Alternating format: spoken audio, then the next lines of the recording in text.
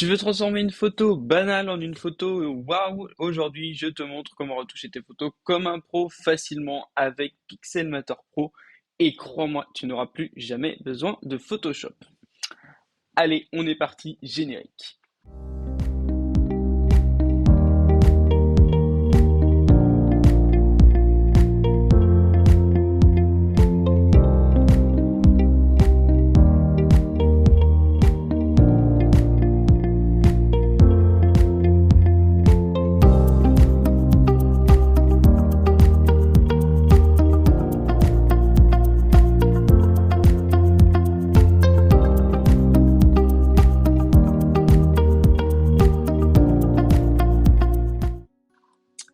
Ok, on est de retour. Alors, première étape, on va importer notre RAW, notre photo. Ici, moi, c'est un simple RAW.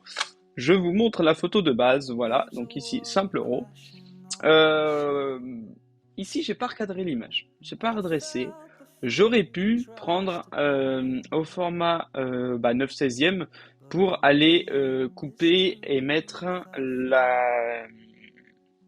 le trait enfin utiliser la règle des tiers pour aller placer son regard sur une des lignes. Mais j'ai choisi de pas le faire au final et finalement la photo est quand même assez intéressante parce que j'ai mis un petit vignotage qui rend la chose assez agréable à regarder. Bon, alors je vais vous montrer comment je suis passé de ça à ça.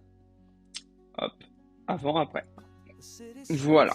Je vais vous montrer un petit peu ce que j'ai fait comme retouche. D'abord, on commence par les réglages de lumière. Donc exposition, haute lumière, ombre, contraste, balance des blancs, tout ça. C'est des réglages qui te permettent de redonner vie à la photo, hein. Donc l'idée, c'est d'équilibrer sans exagérer, bien évidemment.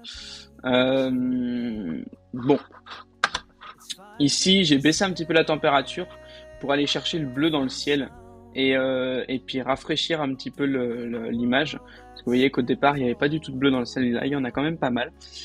J'ai baissé un peu la teinte, mais ça joue pas à grand chose, mais juste pour avoir un petit peu de vert. Bon, au final, avec le vignotage, ça se voit pas trop, donc au final, je pourrais le remettre à zéro, ça change pas grand chose. Au niveau de la lumière, j'ai poussé un tout petit peu l'exposition, j'ai monté les tons clairs, j'ai baissé un peu les tons foncés. J'ai poussé la luminosité. Bon, j'ai fait ça pour pouvoir récupérer un petit peu la lumière qui lui venait sur le visage ici du coucher de soleil. J'ai poussé un petit peu les contrastes et ensuite on passe au réglage de couleur. Donc la teinte globale, tout ce qui est couleur sélective ici. Donc par couleur on retouche la teinte. Donc ici, c'est là que tu peux vraiment donner un style à ta photo. Donc plus chaud, plus froid, plus punchy.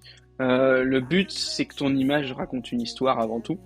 Donc là, c'était le cas dans cette photo. D'ailleurs, je t'invite à aller voir le post sur Instagram où est postée cette photo et tu verras l'histoire en question. Euh, bon, là, j'ai poussé un petit peu la saturation de la brillance. Euh, et au niveau de la couleur sélective, bon, un peu compliqué. Au niveau du, alors oui, il y a le petit machin là automatique qui est coché là, mais je l'ai fait à la main. Je l'ai fait à la main. Pareil pour la balance des blancs, mon truc des fois il bug un peu là, je sais pas pourquoi, mais je le fais pas en automatique parce que les réglages qu'il fait en automatique ne me plaisent absolument pas. Je vais vous montrer juste après en automatique ce que l'ordi fait. Donc dans les jaunes, j'ai baissé un petit peu la teinte pour aller rechercher plus du orangé. Dans le bleu, j'ai poussé un tout petit peu et dans le violet, rose, pareil, j'ai poussé un petit peu vers le orange. Donc c'est un petit peu du détail, mais voilà.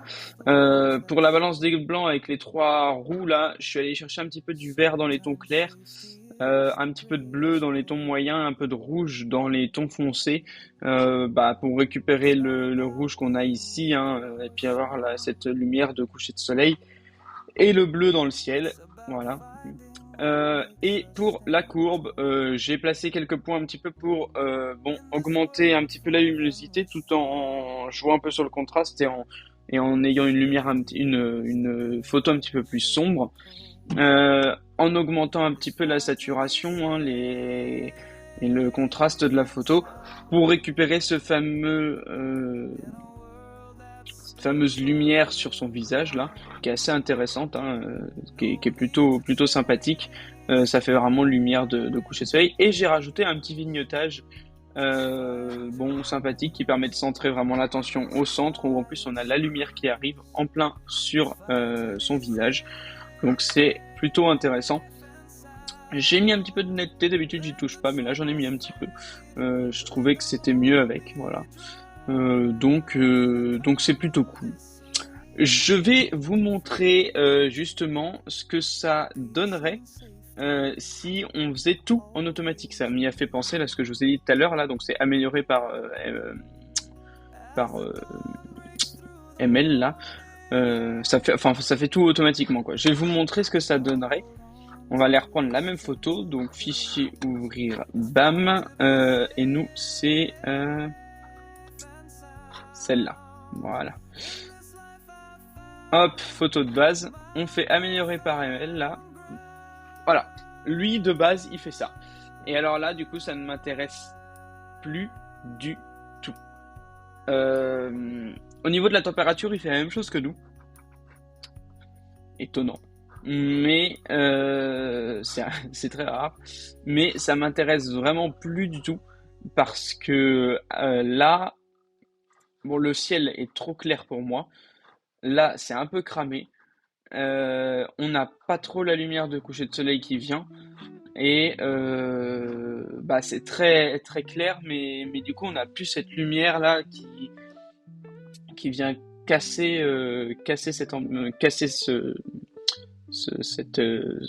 cette clarté pour arriver avec une image avec une lumière de coucher de soleil qui apporte une ambiance assez sympathique à la photo. Et du coup, là, on perd tout. Voilà pourquoi moi je retouche à la main, hein, et je fais pas en automatique. Je vais vous montrer une dernière chose intéressante dans ce logiciel là, dans Pixelmator Pro, où on peut retoucher des trucs à la main, ce qui est assez intéressant. Donc typiquement, on peut venir adoucir ou ajouter de la netteté à certains endroits dans l'image. Moi, je le fais parfois. C'est assez intéressant. Comme on peut venir saturer et désaturer, ce qui est assez cool. Si on veut le faire au pinceau, vraiment, à des endroits très précis, ça peut être intéressant. Et l'outil d'éclaircissement et d'obscurcissement, qui sont des outils, pareil, hyper intéressants. Ça m'arrive de les utiliser. Ça permet vraiment de corriger des points de détail d'une image quand on veut corriger un point particulier sans toucher à toute l'image. C'est vrai que c'est assez intéressant. Ça m'arrive de les utiliser. Après, les outils de correction et de clone, c'est plus rare. Ça peut arriver, mais c'est plus rare. Bon, je peux vous montrer un exemple, mais non, c'est pas ce que je voulais faire. C'est plus rare, vraiment. Là, si, disons, je vais enlever ça, là. Hop, hop, hop, hop. On l'enlève comme ça, hop, hop, hop, hop, voilà. Bon, c'est plus rare que je les utilise, mais bon, voilà, vous voyez, ça marche. Maintenant, en général, je me débrouille pour avoir une photo qui est clean de base. Si vraiment il y a un souci, par exemple une poubelle à côté, ça fait pas joli, bon, éventuellement, mais j'essaye de pas trop dénaturer l'image et de la laisser telle qu'elle est. À la base, je préfère. Maintenant, voilà, hein, chacun fait comme il veut. Mais moi, c'est ce que je pense. Voilà comment, en quelques minutes, tu peux transformer tes photos dans Pixelmator Pro. Teste, en fait, après. Teste les réglages un par un, tranquillement.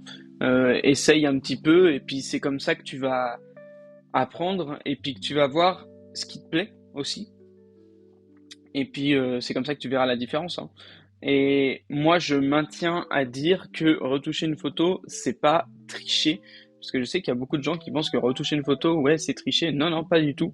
C'est juste qu'une photo au format brut qui vient de sortir de l'appareil en RAW, c'est pas très exploitable et c'est important de retoucher les photos. Ça fait partie du travail aussi de l'image et je pense que quand une photo est prise, il faut la retoucher, même si c'est que recadrer et augmenter l'exposition, même si c'est que ça.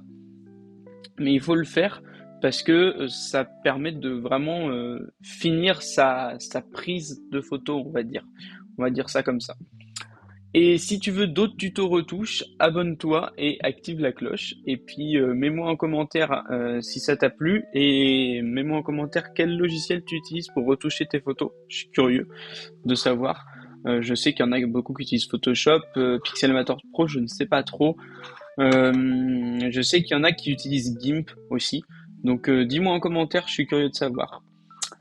Allez, à bientôt.